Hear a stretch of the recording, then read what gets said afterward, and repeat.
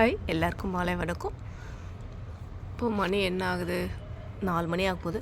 இப்போ துணியெல்லாம் கொண்டு வந்து மேலே காய போட்டிருக்கோம். வெயிலுக்கு பயந்துட்டு இவ்வளோ நேரம் காயப்பறம் இப்போ போட்டிருக்கோம். ரித்து வந்து மேலே விளையாடிட்டுருக்கான். டாய்ஸ் எல்லாம் கொண்டு வச்சுட்டு வெயிலாக இருக்குன்னு சொல்லிட்டு கொஞ்சம் சைடில் விளையாடிட்டுருக்கான்.